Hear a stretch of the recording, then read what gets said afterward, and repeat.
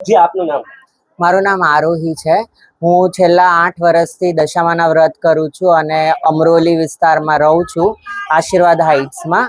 અને છેલ્લા 8 વર્ષથી માનો દોરો લીધો છે મેં અને માને બિરાજમાન કરું છું મારા ઘરમાં.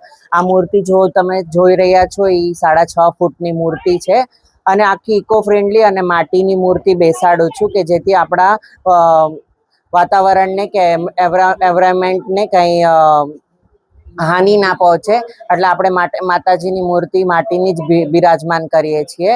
અને બસ મારા બધા ભક્તોને અને મારા સોસાયટીના બધા લોકોને મારે એક જ આશીર્વાદ છે કે બધાના અષ્ટકષ્ટ માતાજી દૂર કરે એવા મારા આશીર્વાદ છે.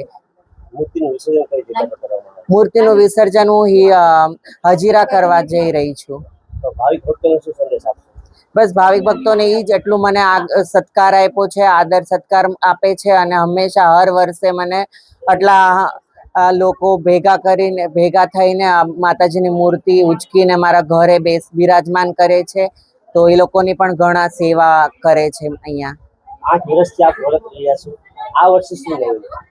આ વર્ષે માતાજી તમે જોઈ રહ્યા છો કે આપણે માતાજીનું સ્વરૂપ છે જે છે આપણે મહિષાસુરના માથે બિરાજમાન છે માતાજી, અને માતાજીની સાંઢળી પણ છે બાજુમાં.